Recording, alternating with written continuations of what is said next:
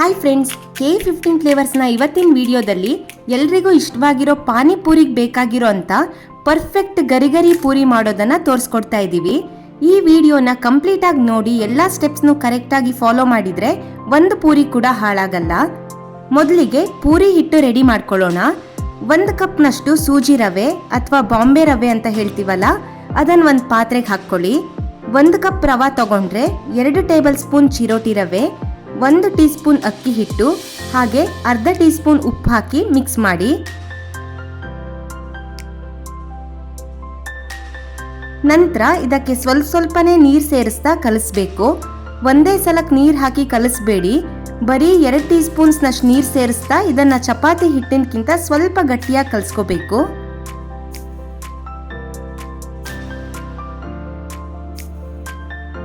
ನೋಡಿ, ಹೀಗೆ ತುಂಬಾ ಸಾಫ್ಟ್ ಆಗಿನೂ ಅಲ್ಲ ಹಾಗೆ ತುಂಬಾ ಗಟ್ಟಿಯಾಗಿ ಕೂಡ ಅಲ್ಲ. ಈ ತರ ಕಲಿಸ್ಕೊಂಡು ಇದನ್ನ ಒಂದು ಬಾಲ್ ಶೇಪ್ ಮಾಡಿ ಒಂದು ಬಟ್ಟೆಲಿ ಅರ್ಧ ಗಂಟೆ ಮುಚ್ಚಿಡಬೇಕು. ಅರ್ಧ ಗಂಟೆಲಿ ರವೆ ನೀರನ್ನೆಲ್ಲ ಚೆನ್ನಾಗಿ ಹೀರ್ಕೊಂಡು ಹಿಟ್ಟು ಇನ್ನೂ ಸ್ವಲ್ಪ ಗಟ್ಟಿಯಾಗಿರುತ್ತೆ. ಸೊ ಫಸ್ಟ್ಗೆನೆ ನೀವು ಇಷ್ಟು ಗಟ್ಟಿಯಾಗಿ ಕಲಿಸ್ಕೊಂಡ್ರೆ ಅರ್ಧ ಗಂಟೆ ಆದ್ಮೇಲೆ ಇದು ಇನ್ನೂ ಗಟ್ಟಿಯಾಗಿಬಿಡತ್ತೆ. ಅರ್ಧ ಗಂಟೆ ಆದ್ಮೇಲೆ ನೋಡಿ, ಈ ಹಿಟ್ಟಿನ ಹದ ಇನ್ನೂ ಗಟ್ಟಿಯಾಗಿದೆ. ಇದರಲ್ಲಿ ಸ್ವಲ್ಪನೇ ಹಿಟ್ಟನ್ನು ತಗೊಂಡು ಲಟ್ಟಿಸ್ಕೊಳ್ಬೇಕು. ಉಳಿದಿರೋ ಹಿಟ್ಟನ್ನ ಹಾಗೆ ಓಪನ್ ಆಗಿ ಇಡಬೇಡಿ, ಒದ್ದೆ ಬಟ್ಟೆಯಿಂದ ಮುಚ್ಚಿಡಬೇಕು. ನಾನಿಲ್ಲಿ ಲಟ್ಟಿಸ್ಬೇಕಿದ್ರೆ ಸ್ವಲ್ಪನೂ ಎಣ್ಣೆ ಯೂಸ್ ಮಾಡಿಲ್ಲ.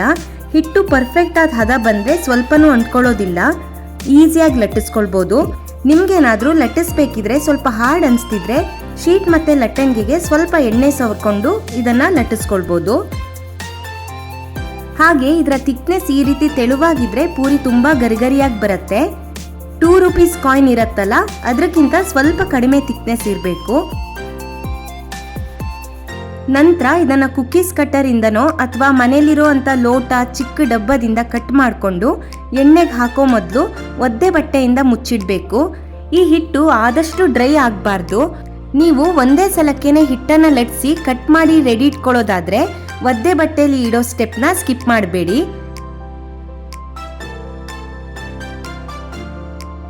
ಬಿಸಿಯಾಗಿ ಕಾದಿರೋ ಎಣ್ಣೆಗೆ ಫಸ್ಟ್ಗೆ 1 ಅಥವಾ 2 ಲಟ್ಸಿರೋ ಪೂರಿನ ಹಾಕ್ತಾ ಫ್ರೈ ಮಾಡಬೇಕು.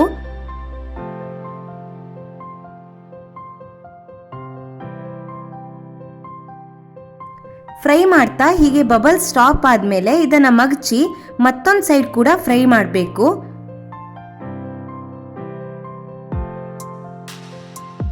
ಮತ್ತೊಂದು ಸೈಡ್ ಕೂಡ ಅಷ್ಟೇ ಬಬಲ್ ಸ್ಟಾಪ್ ಆಗೋ ತನಕ ವೇಟ್ ಮಾಡಿ. ಹೀಗೆ ಫಸ್ಟ್ಗೆ ನೀವು 1 ಅಥವಾ 2 ಪೂರಿಯನ್ನು ಹಾಕ್ಕೊಂಡು ಫ್ರೈ ಮಾಡಿ ನೋಡಿ. ನಂತರ ಬಾಂಡ್ಲೆಲ್ ಸ್ಪೇಸ್ ನೋಡಿಕೊಂಡು 4 ಅಥವಾ 5 ಪೂರಿನ ಹಾಕ್ಕೊಳ್ಬೋದು. ಆದರೆ ನೀವಿಲ್ಲಿ ಪೂರಿನ ಬೇಗ ಬಾಂಡ್ಲೆಗೆ ಹಾಕಿ ಒಂದ್ರ ಮೇಲೆ ಇನ್ನೊಂದು ಬರ್ದೇ ಇರೋ ಹಾಗೆ ಜಾಗ ಮಾಡಬೇಕು. ಬಾಂಡ್ಲೆಗೆ ಎಷ್ಟು ಹಿಡಿಯುತ್ತೋ ಅಷ್ಟೇ ಪೂರಿ ಹಾಕ್ಕೊಂಡು ಫ್ರೈ ಮಾಡಿ.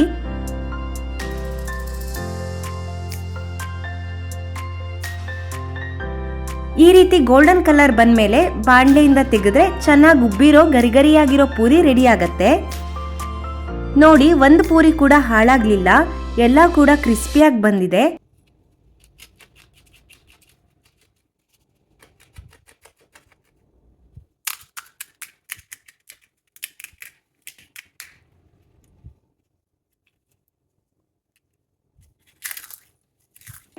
ಇದನ್ನ ಒಂದು ಏರ್ ಟೈಟ್ ಬಾಕ್ಸ್ ಒಳಗಡೆ ಹೀಗೆ ಕವರ್ ಹಾಕಿ ಪೂರಿನೆಲ್ಲ ತುಂಬಿಸಿ ಗಟ್ಟಿಯಾಗಿ ಕಟ್ಟಿ ಕ್ಲೋಸ್ ಮಾಡಿ ಇಟ್ಕೊಂಡ್ರೆ 1 ವಾರದ ತನಕನೂ ತುಂಬಾ ಫ್ರೆಶ್ ಆಗಿರತ್ತೆ. ನೀವು ನಿಮ್ಗೆ ಬೇಕಾದಾಗ ಪಾನಿಪುರಿ ಅಥವಾ ಮಸಾಲ ಪುರಿ ಮಾಡ್ಕೊಳ್ಬೋದು. ನೀವೇನಾದ್ರೂ ಮಸಾಲ ಪುರಿ ಅಥವಾ ಪಾನಿಪುರಿನ ಮನೇಲೇ ಟ್ರೈ ಮಾಡ್ಕೊಂಡು ತಿನ್ಬೇಕು ಅಂತಿದ್ರೆ ಪೂರಿನ ಮಾತ್ರ ಹೊರಗಡೆಯಿಂದ ತರೋದು ಬೇಕಾಗಲ್ಲ, ಇದನ್ನು ಫ್ರೆಶ್ ಆಗೇನೆ ನೀವು ಮನೇಲಿ ಮಾಡ್ಕೊಳ್ಬೋದು. ಹಾಗಿದ್ರೆ ನೆಕ್ಸ್ಟ್ ಟೈಮ್ ನೀವು ಪೂರಿನ ಮನೇಲೇ ಟ್ರೈ ಮಾಡಿ ಹೇಗಿತ್ತು ಅಂತ ಕಾಮೆಂಟ್ ಸೆಕ್ಷನ್ ಅಲ್ಲಿ ತಿಳಿಸಿ. ನಿಮಗೆ ಇವತ್ತಿನ ವಿಡಿಯೋ ಇಷ್ಟ ಆಗಿದ್ರೆ ನೀವು ಲೈಕ್ ಮಾಡಿ ಮತ್ತೆ ಫ್ಯಾಮಿಲಿ ಮತ್ತೆ ಫ್ರೆಂಡ್ಸ್ ಜೊತೆ ಶೇರ್ ಮಾಡಿ. ನಮ್ಮ ನೆಕ್ಸ್ಟ್ ವಿಡಿಯೋಸ್ಗಳಲ್ಲಿ ಸಿಂಪಲ್ ಆಗಿ ಮನೇಲೆ ಯಾವ ರೀತಿ ಮಸಾಲ ಪುರಿ ಮಾಡ್ಕೊಳ್ಬೋದು ಅಂತ ತೋರಿಸ್ಕೊಡ್ತಾ ಇದ್ದೀವಿ. ನೀವೇನು ನಮ್ಮ ಚಾನೆಲ್ಗೆ ಸಬ್ಸ್ಕ್ರೈಬ್ ಮಾಡ್ಕೊಂಡಿರಲಿಲ್ಲ ಅಂದರೆ ಸಬ್ಸ್ಕ್ರೈಬ್ ಮಾಡಿಕೊಂಡು ಸಪೋರ್ಟ್ ಮಾಡಿ. Thank you.